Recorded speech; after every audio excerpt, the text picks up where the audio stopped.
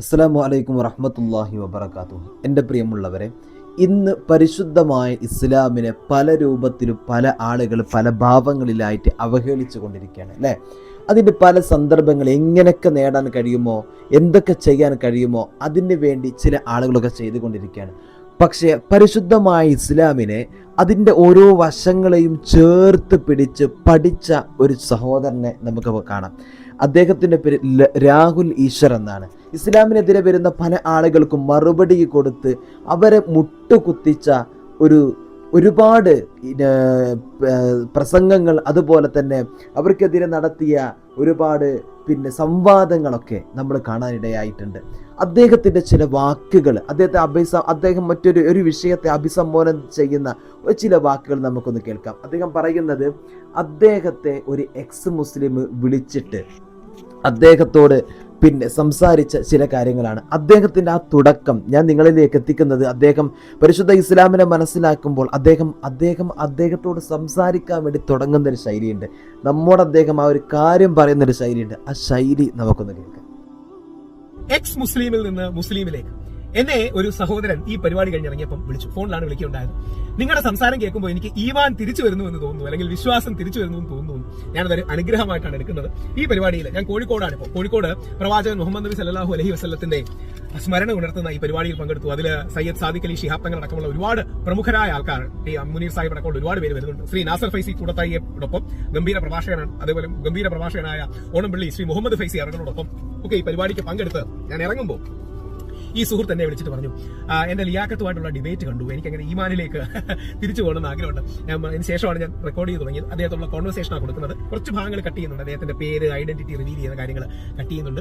പകരം എന്റെ ഒരു അഭ്യർത്ഥന, ഞാൻ അദ്ദേഹത്തോട് അഭ്യർത്ഥിച്ചത്, അങ്ങ് വിശ്വാസത്തിന്റെ പാതയിലേക്ക് തിരിച്ചു പോവുക. നമ്മൾ വിശ്വാസികൾക്കിടയിൽ തെറ്റുകൾ ഉണ്ടായിട്ടുണ്ടാകാം, ഇരുമ്പിൽ തുരുമ്പ് പിടിക്കുന്ന പോലെ പ്രശ്നങ്ങൾ ഉണ്ടായിട്ടുണ്ടാകാം. പക്ഷേ ഉള്ളിൽ നിന്നുകൊണ്ട് നമ്മൾ ശുദ്ധീകരിക്കണം. വെളിയിൽ പോയി കുറ്റം പറയുന്നതും അധിക്ഷേപിക്കുന്നതും അപഹസിക്കുന്നതും അല്ല നമ്മൾ വേണ്ടത്. എക്സ് മുസ്ലിമോ എക്സ് ഹിന്ദുവോ എക്സ് ക്രിസ്ത്യാനിയോ ആകുക അല്ല വേണ്ടത്. ശ്രീനാരായണ ഗുരുദേവൻ പറഞ്ഞ പോലെ മതം ഏതായാലും മനുഷ്യൻ നന്നായാൽ മതി എന്ന തത്വത്തിൽ ഉറച്ചു നിന്നുകൊണ്ട്, നമ്മുടെ മതവിശ്വാസത്തിൽ ഉറച്ചു നിന്നുകൊണ്ട്, ദൈവവിശ്വാസത്തിൽ ഉറച്ചു നിന്നുകൊണ്ട് നമ്മുടെ സമുദായത്തെയും വിശ്വാസത്തെയും ഒക്കെ അതിൽ എന്തെങ്കിലും പ്രശ്നങ്ങളുണ്ടെങ്കിൽ നവീകരിക്കുക, പരിഷ്കരിക്കുക, നന്നാക്കുക തുടങ്ങിയ കാര്യങ്ങളാണ്. ഇൻഷാ അല്ലാഹ് അദ്ദേഹത്തിന് അതേപോലെ ഇസ്ലാം മതവിശ്വാസത്തിലേക്ക് തിരിച്ചു പോകാൻ കഴിയട്ടെ. ഞങ്ങളടക്കമുള്ള ഏത് വിശ്വാസികൾക്കും തെറ്റുകൾ പറ്റിയിട്ടുണ്ടെങ്കിൽ ചൂണ്ടിക്കാണിച്ച് അത് പരിഹരിക്കാനും, അത് കുറെ കൂടെ വിമലീകരിക്കാനും, കുറെ കൂടെ ശുദ്ധീകരിക്കാനും, അങ്ങനെ ഇരുമ്പിൽ തുരുമ്പുണ്ടെങ്കിൽ ആ തുരുമ്പ് മാറ്റി ആ ഇരുമ്പിന്റെ സംശുദ്ധി നിലനിർത്താനും കഴിയട്ടെ. കേട്ടല്ലോ നമ്മൾ അല്ലേ. അദ്ദേഹത്തിന്റെ ആ സ്വരം, അദ്ദേഹത്തിന്റെ സംസാരം നോക്കൂ, എന്തൊരു വിനയാത്മകനായിട്ടാണ് സംസാരിക്കുന്നത് അല്ലെ. നമുക്ക് സത്യം പറഞ്ഞാൽ ഇവിടുത്തെ ഏറ്റവും വലിയ രസം തരും, ഇദ്ദേഹം ലിയാഖത്തിനെതിരെ, ആരിഫ് ഹുസൈനെതിരെ, ജാബിദക്കെതിരെ ഇങ്ങനെ തുടങ്ങിയിട്ടുള്ള ഒരുപാട് പരിശുദ്ധ ഇസ്ലാമിനെ കുറ്റപ്പെടുത്തുന്ന ആ ഒരു ജനിച്ച പേരിൽ തന്നെ ഐഡന്റിറ്റിയിൽ അറിഞ്ഞുകൊണ്ട് നിൽക്കുന്ന ചില ആളുകളുണ്ട്. അവർക്കെതിരെ ഒരുപാട് ഇദ്ദേഹത്തിന്റെ ശബ്ദം ഉയർന്നു പോയിട്ടുണ്ട് അല്ലെ, നമുക്ക് എല്ലാവർക്കും അറിയാം. എന്നാൽ ഇവിടെ ഏറ്റവും വലിയ രസം കാര്യങ്ങൾ, ജാബിദയാണെങ്കിലും അതുപോലെ തന്നെ ഈ പറയുന്ന ലിയാഖത്താണെങ്കിലും ആരിഫ് ഹുസൈൻ ആണെങ്കിലും ഇവർക്കൊക്കെ എതിരെ പറയുന്നത് ആരാണ് എന്നൊന്ന് മനസ്സിലാക്കണം നിങ്ങൾ. ഇവരൊക്കെ ജനറ്റിക്കായിട്ട് ജനിച്ചപ്പോൾ തന്നെ അവർ മുസ്ലിമായിട്ട് ജനിച്ച ആളുകളാണ്. പക്ഷേ ഇദ്ദേഹം ഇസ്ലാമിനെ കുറിച്ച് പറഞ്ഞ് പഠിച്ച് അത് കേട്ട് എൻ്റെ പ്രിയമുള്ളവരെ വളർന്ന ഒരാളാണ്. മനസ്സിലാക്കണം നമ്മൾ, അദ്ദേഹം വളരുന്ന സമയത്തും അദ്ദേഹം ഈ രാഹുൽ ഈശ്വർ തന്നെയാണ്. അങ്ങനെ വളർന്നു വന്ന ആളാണ് പരിശുദ്ധമായ ഇസ്ലാമിനെ പരിശുദ്ധ ഇസ്ലാമിനെ ഇവർക്കെതിരായിട്ട് മുമ്പിൽ വെച്ച് അവരെ മുട്ടുകുത്തിക്കുന്നത് എന്ന് ആലോചിക്കുമ്പോഴാണ് സത്യം പറഞ്ഞ ചിരി വരുന്നത്. ഇങ്ങനെയുള്ള ആളുകളൊക്കെ ഇതുവരെ നമ്മുടെയൊക്കെ പരിശുദ്ധമായ ദീന് പഠിച്ചു മനസ്സിലാക്കിയ ആളുകൾ, അവർക്ക് പരിശുദ്ധ ഇസ്ലാമിലേക്ക് കടന്നു വന്ന് ഇസ്ലാമിനെ മനസ്സിലാക്കി ദീന് പഠിച്ച ഒരുപാട് ആലിമീങ്ങൾ അല്ലെ, ഇവരൊക്കെ പരിശുദ്ധ ഇസ്ലാമിനെ കുറിച്ച് അവർക്കെതിരെ മുമ്പിൽ പറഞ്ഞു കൊടുക്കുന്നുണ്ട്. ഒരുപാട് ദീനിനെ പറഞ്ഞു കൊടുത്തിട്ടുണ്ട്. അവർ പലതും പറയുമ്പോഴും അതിനെതിരെ, ഇപ്പോൾ നമുക്കറിയാം ഷുഹൈബ് ലൈത്തമി ഉസ്താദൊക്കെ അവർക്ക് ആരിഫ് ഹുസൈനൊക്കെ എതിരെ ആഞ്ഞടിച്ചതാണ്. അതിലൊക്കെ നിന്ന് വിയർക്കുന്നത് നമ്മൾ കണ്ടിരുന്നു. ആരിഫ് ഹുസൈൻ്റെ കാലൊക്കെ മുട്ട് വിറക്കുന്നത് പോലെ, വാക്കുകൾ ഇടറി നിൽക്കുന്നതൊക്കെ നമ്മൾ കണ്ടിട്ടുണ്ടായിരുന്നു. എന്നാൽ ഇന്ന് നോക്കൂ നിങ്ങൾ, ഈ പരിശുദ്ധമായ ഇസ്ലാമിനെ പ്രചരിപ്പിക്കുന്ന, പരിശുദ്ധമായ ഇസ്ലാമിനെ പറഞ്ഞു കൊടുക്കുന്നത് ആരാണ്? ആരിൽ നിന്നാണ് ഈ ആരിഫ് ഹുസൈനും ലിയാഖത്തും ഒക്കെ സ്വീകരിക്കുന്നത്? ആരാണ് ഇവർക്കെതിരെ ഇസ്ലാമിനെ പറഞ്ഞു കൊടുക്കുന്നത് എന്ന് ആലോചിക്കുമ്പോൾ എൻ്റെ പ്രിയമുള്ളവരെ നമുക്ക് തന്നെ ചിരി വരികയാണ്. ഇസ്ലാമിനെ കുറിച്ച്, ഇസ്ലാമിൽ ജനിച്ച ആളുകൾ ഇതിനെ അവഹേളിച്ച് പുറത്തുനിന്ന് ഒരു ഹൈന്ദവ സഹോദരൻ ഇതാണ് കേട്ടോ ഇസ്ലാം, നിങ്ങൾക്ക് മനസ്സിലാകാത്തത് ഇതിനകത്തുണ്ട് എന്ന് പറഞ്ഞു കൊടുക്കുന്നത് ആരാ? ഒന്ന് ആലോചിച്ച് നോക്കൂ നിങ്ങൾ. ഈ പറയുന്ന രാഹുൽ ഈശ്വറാണ്.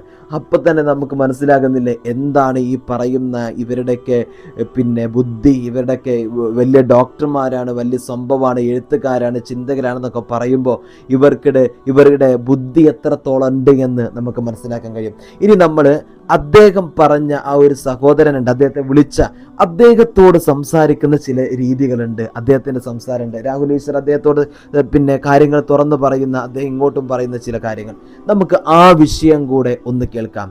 അത് ലിയാഖത്തുമായിട്ട് സംവാദം നടത്തിയപ്പോൾ ഇദ്ദേഹത്തിന് മാനസാന്തരം സംഭവിച്ചു, സത്യങ്ങളെ തിരിച്ചറിയാൻ കഴിഞ്ഞു.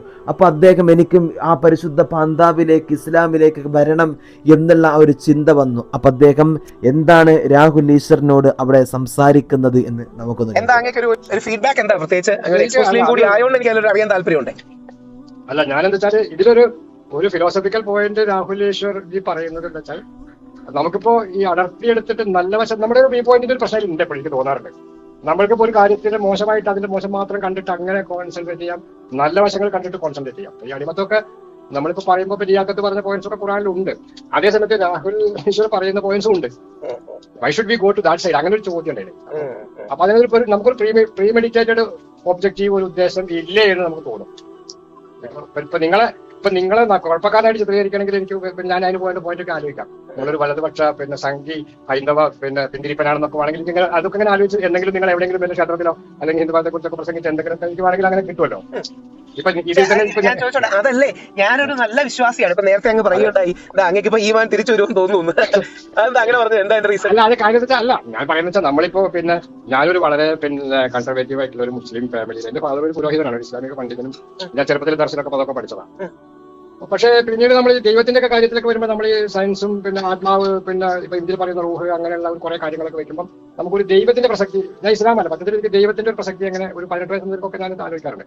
അപ്പൊ അതിലൊരു സംശയം ഉണ്ടായിരുന്നു.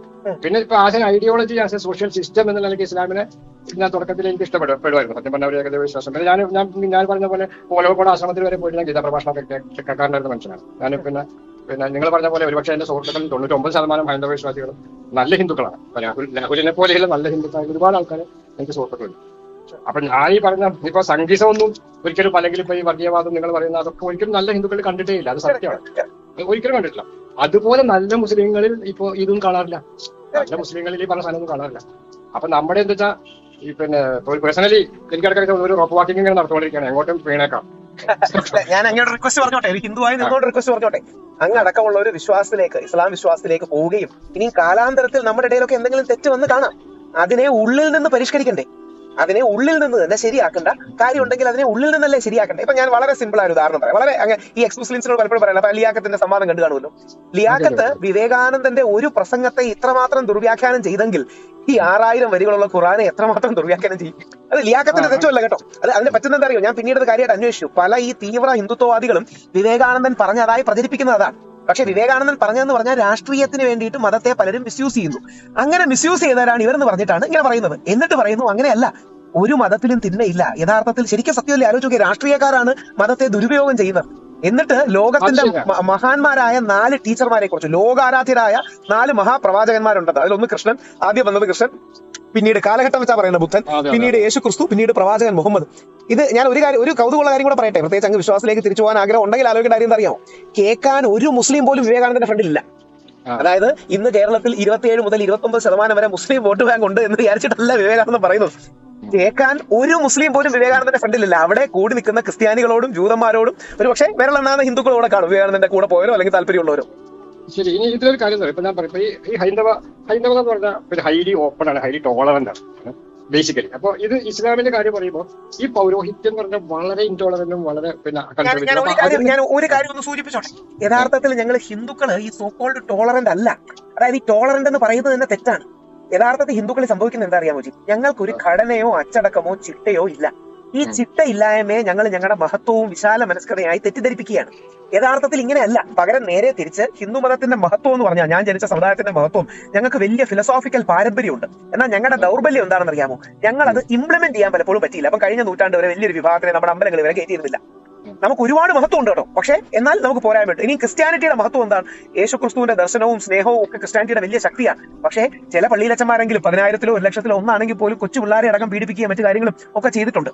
ഇത് അവരുടെ ഒരു അവർ ശരിയാക്കേണ്ട പോരായ്മയാണ്. 99% നന്മയാണ് ക്രിസ്ത്യാനിറ്റിയിൽ, 1% അതിന്റെ പ്രാക്ടീസിൽ വന്ന പാളിച്ച. ഇനിയും ഇസ്ലാമിലെ പ്രശ്നം എന്താണ്? 99% മഹത്തരമാണ്, ദർശനമാണ്, വിശ്വാസ ദൃഢതയുണ്ട്. എന്നാൽ ഈ ഐസിസ് പോലത്തുള്ള തീവ്രവാദികൾ ബോധപൂർവ്വം ഇസ്ലാമിനെ ഉപയോഗിച്ച് ബാക്കിയുള്ളവരെ കരിവാരത്തേക്കുക. അപ്പൊ അങ്ങ് ഞാൻ ഒരു വരി കൂടെ പറഞ്ഞോട്ടെ. യഥാർത്ഥത്തിൽ ലിയാഖത്ത് അലിയുടെ വാദങ്ങളുടെ അപകടം എന്താ? ലിയാഖത്തെ പോലും അറിയാതെയാ ചെയ്യുന്നത്. ലിയാഖത്തിന് പറയുന്നതിന്റെ അപകടം എന്താ അറിയാമോ? ഐസിസ് പറയുന്നതാണ് യഥാർത്ഥ ഇസ്ലാം എന്നാണ് ലിയാഖത്ത് അലി പറയുന്നത്. ഞാൻ കണ്ടിട്ടുള്ളതിൽ വെച്ച് ഏറ്റവും നല്ല മുസ്ലിം എന്റെ ഫാദറായിരുന്നു. വളരെ ശുദ്ധനായിട്ടുള്ള നമ്മൾ നല്ല ഹിന്ദുക്കൾ എന്ന് പറയുന്ന പോലെ നല്ല.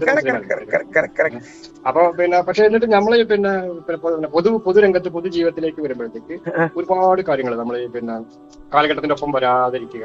അതുപോലെ നിങ്ങൾ പറഞ്ഞൊരു പോയിന്റ് ആണ്, ചിലപ്പോൾ ഇങ്ങനെ ഒരു സ്പേസ് കൊടുത്താൽ അതാണ് ശരിക്കും പറഞ്ഞാൽ അതാണ് അവരുടെ പേടി. ഞാൻ തിരിച്ചങ്ങോട്ട് റിക്വസ്റ്റ് ചെയ്യുന്നത് എന്താ അറിയാം? അങ്ങ് എക്സ് മുസ്ലിമിൽ നിന്ന് മാറി മുസ്ലിമിലേക്ക് പോയിട്ട് ഞാൻ എന്റെ ഇതിൽ പ്രാക്ടിക്കലി ചെയ്തൊരു കാര്യം പറയാം.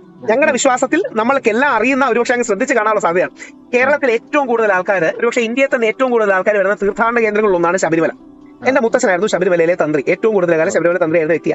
ഞങ്ങളുടെ ഏറ്റവും പ്രധാനപ്പെട്ട ചടങ്ങ് മകരവിളക്ക് മകരജ്യോതി എന്ന് പറഞ്ഞൊരു ചടങ്ങാണ്. ഒരു പക്ഷേ കേട്ട് കാണും, ജനുവരി 14 നടക്കുന്നതാണ്.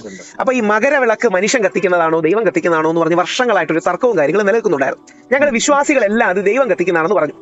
എന്നാൽ നിരീശ്വരവാദികൾ അതിനെതിരെ സുപ്രീം കോടതി വരെ പോയി. എന്താ പറയുന്നത്, ദൈവം കത്തിക്കുന്നതല്ല മനുഷ്യൻ കത്തിക്കുന്നതാണ് എന്നൊക്കെ പറഞ്ഞു പോയി. ഞാൻ ഈ വിഷയം പഠിച്ചപ്പോൾ എന്താ സംഭവം എന്ന് പറഞ്ഞാൽ, ആകാശത്തൊരു നക്ഷത്രം വരും, അതാണ് മകരജ്യോതി. മകരവിളക്ക് എന്ന് പറയുന്നത് നമ്മുടെ ആദിവാസികൾ പണ്ട് കാട്ടിനുള്ളിൽ തെളിയിച്ചുകൊണ്ടിരുന്നതാണ്. ഇതിനെ 1950 ചെന്ന് നമ്മുടെ കേരള പോലീസും നമ്മുടെ KSEB-ക്കാരും കേരള പോലീസും ദേവസ്വം ബോർഡുകാരും കൂടെ നമ്മുടെ ആദിവാസികളെ അവിടെ അടിച്ചിറക്കി. എന്നിട്ട് അവര് ഇന്ന് ഈ സാധനം ചെയ്തുകൊണ്ടിരിക്കുകയാണ്. ഇതാണ് യഥാർത്ഥത്തിൽ സംഭവിച്ചത്. ഞാൻ എന്ത് ചെയ്തു എന്ന് പറഞ്ഞാൽ, ഇത് ഭയങ്കര വിവാദമായി. 106 പേര് മരിച്ചൊരു സംഭവം ഉണ്ടായി, നമ്മുടെ പുല്ലുമേട് ദുരന്തം. അപ്പൊ അങ്ങനെ വലിയ വിവാദമായി. ഞാൻ അതിന് മുമ്പോട്ടേ നിലപാടുണ്ട്. ഞാൻ അപ്പം വളരെ ശക്തമായിട്ട് പറഞ്ഞു, മകരജ്യോതി ആകാശത്തെ നക്ഷത്രമാണ്, മകരവിളക്ക് ദീപാരാധനയാണ്. ഇലയ്ക്കും മുള്ളിനും കേടില്ലാതെ നമ്മുടെ വിശ്വാസികൾക്ക് നമ്മുടെ വിശ്വാസം നിലനിൽക്കുകയും ചെയ്യും. എന്നാൽ നമ്മുടെ ഇടയിൽ എന്തെങ്കിലും തെറ്റിദ്ധാരണകൾ ഉണ്ടെങ്കിൽ അത് പരിഷ്കരിക്കാം. എനിക്കത് ചെയ്യാൻ പറ്റിയതേ ഞാൻ വിശ്വാസി ആയതുകൊണ്ടാണ്, ഞാൻ വിശ്വാസികൾക്ക് വേണ്ടി ഫൈറ്റ് ചെയ്തുകൊണ്ടാണ്. പിന്നെ യുക്തിവാദികൾ വലിയ രീതിയിൽ ഫൈറ്റ് ചെയ്യാറുണ്ട്. ഇനി ഞാനത് പഠിക്കാൻ പോയത് ഒരു യുക്തിവാദിയുടെ വീട്ടിലാണ്. ധനുവച്ചപുരം സുകുമാരൻ എന്നാണ് പുള്ളിയുടെ പേര്. അന്നത്തെ യുക്തിവാദി സംഘം സെക്രട്ടറി പ്രസിഡന്റ് ഒന്നുമായിരുന്നു. ഞാൻ അദ്ദേഹത്തിന്റെ വീട്ടിൽ പോയിക്കൊണ്ടു. അദ്ദേഹം വളരെ സർപ്രൈസ്ഡ് ആയി. അതായത് വിശ്വാസിയായി അവരോട് തല്ലുകൂടി നിൽക്കുന്ന ഒരാള് പുള്ളിയുടെ വീട്ടിലേക്ക് ചെന്ന്, സാർ എനിക്ക് ഇതിന്റെ വിഷയം ഒന്ന് പഠിക്കണം. ഞാൻ പഠിച്ചപ്പോൾ ഇതൊരു തെറ്റിദ്ധാരണയാണ്. അതായത് എന്ത് പറ്റിയെന്ന് പറഞ്ഞാൽ, ഇപ്പൊ മുസ്ലിം സമൂഹത്തിലുള്ള അതേ പ്രശ്നമാണ്. ഞങ്ങളുടെ ഇടയിലുള്ള എല്ലാവരും പറയും, ആവശ്യമില്ലാതെ മകരജ്യോതി മകരവിളക്ക് എന്ന വാക്ക് പോലും മിണ്ടണ്ട, നിനക്കൊന്നും വിശ്വാസം അല്ലെങ്കിൽ പോടാ എന്ന് പറയുന്ന ആറ്റിറ്റ്യൂഡ് ആയിരുന്നു പണ്ട്. എന്നാൽ അത് ശരിയല്ല. കാര്യം ആകാശത്തെ നക്ഷത്രം വേറെ, ഈ ഞങ്ങൾ ഹിന്ദുക്കൾക്ക് അമ്പലത്തിൽ ദീപം തെളിയിക്കുന്ന ഒരു രീതിയുണ്ട്, ദീപാരാധന എന്നൊക്കെ പറയുന്ന ഒരു സാധനം ഉണ്ടല്ലോ. ഇത് പണ്ട് ആദിവാസികൾ ചെയ്തിരുന്നതാണ്. അങ്ങ് വിശ്വാസിയായി ഉള്ളിൽ പോയി ഇനി എന്തെങ്കിലും നമ്മുടെ വിശ്വാസത്തിൽ ഇരുമ്പിൽ തുരുമ്പ് പിടിക്കുമല്ലോ, ഇരുമ്പിൽ ഞാനൊരു വിദ്യാർത്ഥി കൂടിയാണ്, ഞാൻ അതാ പറയണേ. എന്റെ റിക്വസ്റ്റില് നമ്മൾ എല്ലാവരും എന്നും അന്വേഷികളായിരിക്കണം. അതായത് സീക്കർ എന്നൊക്കെ പറയുമല്ലോ, അന്വേഷി. അതെ, ഞാനൊരു വിശ്വാസിയായിട്ട് അങ്ങോട്ട് എന്റെ അഭ്യർത്ഥന എന്താ അറിയാമോ, അങ്ങടക്കം ഈ അതായത് സാധാരണക്കാരെ, പാവപ്പെട്ട സാധാരണക്കാര് എന്താ പറയുക, യുക്തി ചിന്തയൊന്നുമല്ല. അവന് പ്രവാചകനെ മോശം പറയുമ്പോൾ ഒരു വിഷമം തോന്നും, ഖുറാനെ മോശം പറയുമ്പോൾ ഒരു വിഷമം തോന്നും, നമ്മുടെ ആരിഫ് ഹുസൈനൊക്കെ പേപ്പട്ടി മതമാണെന്നൊക്കെ പറയുമ്പോൾ എനിക്കിഷ്ടപ്പെടും. ആരിഫിനെ നമുക്ക് ഒരിക്കലും ഇതാക്കാൻ പറ്റില്ല. നമുക്ക് ലിയാഖത്ത് എന്ന സൗമ്യനാണ്, താങ്കളെ പോലെ സൗമ്യനാണ്, പിന്നെ വസ്തുതകൾ പുള്ളിയുടെ വിശ്വാസങ്ങൾ മാത്രം പറയുന്നതാണ്. ആരിഫിനെ നമുക്ക് എനിക്ക് നിങ്ങളെ രാഹുലീശ്വരനെ പോലെ ഉള്ള വിശ്വാസികൾ കൊണ്ട് നമ്മുടെ ലോകം നിറയുകയാണെങ്കിൽ സന്തോഷം. അല്ല, ഇനി ഒരു കാര്യം കൂടെ ഉള്ളൂ. ഞാൻ സ്ഥിരം നമ്മുടെ മുസ്ലിം സഹോദരങ്ങളോട് എക്സ് മുസ്ലിംസിനോട് പറയാറുണ്ട്, നമ്മുടെ നാട്ടിൽ ഇസ്ലാമോഫോബിയ കൂടിയാൽ നീ എക്സ് മുസ്ലിം ആണോ മുസ്ലിം ആണോ എന്നുള്ള വ്യത്യാസമൊന്നുമില്ല. അവർക്ക് അതാണ് എനിക്ക് ലിയാഖത്തിന്റെ ഒരു കാര്യത്തിൽ ഇഷ്ടം. അതായത് കുറെ കൂടെ ന്യൂവാൻസ് ഉണ്ട്. നമ്മുടെ ആരിഫിയെ കാട്ടി, ആരിഫിന് നല്ല എനർജിയാണ്, പക്ഷേ ലിയാഖത്ത് കുറച്ചുകൂടെ സൂക്ഷ്മതയോടെ സംസാരിക്കും. ആരിഫിനെ കമ്പയർ ചെയ്യാനേ പറ്റില്ല, കമ്പയർ ചെയ്യാനേ പറ്റില്ല. ഞങ്ങൾക്ക് അവർ രണ്ട് ബ്രീഡാണ്. അല്ല, രണ്ടുപേരും സുഹൃത്തുക്കളാണ്. പക്ഷേ പ്രശ്നം നമ്മുടെ എല്ലാം മതവിശ്വാസത്തിനുള്ളിൽ നിന്ന് അതിനെ നവീകരിച്ച് പരിഷ്കരിച്ച്, ഞാൻ അങ്ങനെ ഒരു കാര്യം കൂടെ പറയാം, കൗതുകം തോന്നുന്നൊരു കാര്യം പറയാം. ഈ വിവേകാനന്ദ സ്വാമികളെ കേട്ടിട്ടുണ്ടല്ലോ, നമ്മൾ ഞാൻ രസകരമായ ഒരു കാര്യം പറയാം, എനിക്ക് ശ്രദ്ധിക്കാൻ കഴിയുന്ന കാര്യം. കർമ്മം എന്ന് നമ്മൾ ഇത് പറയുമല്ലോ, നിന്റെ കർമ്മം നന്നാവണം.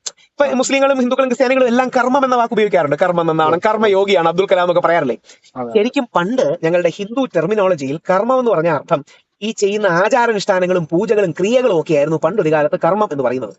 പക്ഷെ വിവേകാനന്ദൻ വളരെ വിദഗ്ധമായി ഒരു ബഹളവും വെക്കാതെ ആ കർമ്മം എന്ന വാക്കിനെ ഒന്ന് പുനർവ്യാഖ്യാനം ചെയ്ത് ചെയ്യുന്ന പ്രവൃത്തിനാക്കി. പണ്ട് ആചാരപരമായി ചെയ്യുന്ന കാര്യങ്ങൾക്കാണ് കർമ്മം എന്ന് പറഞ്ഞിരുന്നത്. എന്നാൽ വിവേകാനന്ദൻ പതുക്കെ അങ്ങ് മാറ്റി കർമ്മം എന്ന് പറഞ്ഞാൽ ലോകത്ത് നമ്മൾ ചെയ്യേണ്ട നന്മകൾ നാക്കി. ഇന്ന് നമ്മൾ കാണുന്ന പല ഹിന്ദുയിസത്തിന്റെ തത്വങ്ങളും വിവേകാനന്ദനും മഹാത്മാഗാന്ധിയും കൂടെ പുനർവ്യാഖ്യാനം ചെയ്തതാ. ഇവർ പുനർവ്യാഖ്യാനം ചെയ്തു എന്ന് ബഹളം വെച്ച് പോലുമില്ല, ഒരു സൈഡിൽ കൂടെ അതങ്ങ് നടത്തിക്കൊണ്ടുപോയി. അതങ്ങ് നന്മവൽക്കരിച്ചാൽ മതി. ആ ഇരുമ്പിനെ തുരുമ്പും അല്ലെങ്കിൽ നമ്മുടെ വീട് ഇടിഞ്ഞൊളിഞ്ഞ് കിടക്കുകയാണെങ്കിൽ പുനർനിർമ്മിച്ചാൽ മതി. അപ്പൊ അതിന് ദൈവം അങ്ങേക്ക് ശരിയാണ്, ശരിയാണ്, ശരിയാണ്. കാരണം നമ്മളിപ്പോ മരണാനന്തര കാര്യങ്ങളൊക്കെ ചെയ്യുന്നതിനൊക്കെ മുമ്പ് കർമ്മം അതിന്റെ അവസാനം അതായിരുന്നു പണ്ടത്തെ അർത്ഥം. ഇന്ന് അതിന് ഒരു സോഷ്യൽ പ്രവൃത്തി, സാമൂഹിക നന്മ, ബാക്കിയുള്ളവരെ സപ്പോർട്ട് ചെയ്യുന്നു, പുണ്യം തുടങ്ങിയ അർത്ഥം കൂടെ വരുന്നത് വിവേകാനന്ദന്റെ ഒക്കെ കാലഘട്ടത്തിന് ശേഷം. അപ്പൊ നമ്മൾ ബേസിക്കലി ചെയ്യേണ്ടത് ആൾക്കാരെ നന്മയിലേക്ക് കൊണ്ടുവരിക, ഒരു മതസൗഹാർദ്ദം ഉണ്ടാകുക, ഇന്ത്യയുടെ കൊടിയിലെ 3 നിറങ്ങൾ പോലെ നമ്മളൊരു നിറത്തിന്റെ പുറത്തങ്ങ് പോവുക. അപ്പൊ എന്തായാലും അങ്ങേക്ക് എല്ലാ ആശംസകളും. ഞാൻ നിങ്ങളുടെ ഇതൊക്കെ അത്ഭുതം തന്നെ, ഇത്രയും തിരക്കുള്ള ഒരാളെ വിളിച്ചാൽ കിട്ടുന്നു, സംസാരിക്കാൻ സമയം കണ്ടെത്തുന്നു. അങ്ങനെയുള്ളവർ വേണം. ഞാൻ അതുകൊണ്ട് നമ്മുടെ കോൺവെർസേഷൻ ഞാൻ ഡോക്യുമെന്റ് ചെയ്യും. അങ്ങ് ഇനിയും വിളിക്കണം, അങ്ങയുടെ ആ കാഴ്ചപ്പാടിന്റെ ഭാഗമായിട്ട്. ഇനി ഒരു കാര്യം കൂടെ കൗതുകത്തോട് ഒരു കാര്യം കൂടെ പറയാം. ഇപ്പൊ അങ്ങ് വിളിച്ചതും ഞാൻ ഈ നിമിത്തത്തിലും ദൈവത്തിലൊക്കെ വിശ്വസിക്കുന്ന ആളാണ്. ഞാനിപ്പോ നമ്മുടെ കോഴിക്കോട് പ്രവാചകൻ മുഹമ്മദ് നബിയുടെ 1500-ാം വർഷം നബിദിനത്തോടു കൂടി അനുബന്ധിച്ച് ഒരു ചടങ്ങിൽ പങ്കെടുത്തിട്ട് ഇറങ്ങുമ്പോഴാണ് താങ്കൾ വിളിക്കുന്നത്. കൂടുതൽ അന്വേഷിക്കുക. ഞാൻ വിളിക്കാം. എനിക്ക് വേറെ കോൾ ഒരു സെക്കൻഡ്. ഞാൻ വേറെ കോൾ ഞാൻ വിളിക്കാം. ഓ, എന്തു രസാണല്ലേ അദ്ദേഹത്തോട് പറയുന്നത്. കേട്ടോ നിങ്ങൾ, എത്രയോ വലിയ വ്യക്തമായിട്ടാണ് രാഹുൽ ഈശ്വർ അദ്ദേഹത്തോട് സംസാരിച്ചത്. എല്ലാ മതത്തിൻ്റെയും വിശ്വാസപരമായിട്ട് ഒരു ആചാരപരമായിട്ടുള്ള രീതികളെ ആ ഒരു വിളിച്ച സഹോദരന് പരിചയപ്പെടുത്തി അദ്ദേഹം കോൾ കട്ട് ചെയ്യുന്നൊരവസ്ഥ അല്ലേ. അങ്ങോട്ടും ഇങ്ങോട്ടും ഒരു എല്ലാം പൂർണ്ണമായ രൂപത്തിൽ സംസാരിച്ച് രണ്ടുപേരും അവിടെ നിന്ന് മനസ്സിലാക്കുന്നൊരവസ്ഥ അല്ലേ. അപ്പോൾ നോക്കൂ നിങ്ങൾ, ഇന്ന് എക്സ് മുസ്ലിം എന്നും പറഞ്ഞ് ഞാൻ എക്സ് മുസ്ലിമാണെന്ന പേരിൽ അഭിമാനം കൊള്ളുന്ന ചില ആളുകൾ, അവർക്ക് ഇതൊക്കെ രടിയാണ് ഇന്ന് രാഹുൽ ഈശ്വറിൻ്റെ ചില സംവാദങ്ങളും പ്രസംഗങ്ങളും സംസാരങ്ങളും എന്ന് ഒന്ന് മനസ്സിലാക്കണം അല്ലേ.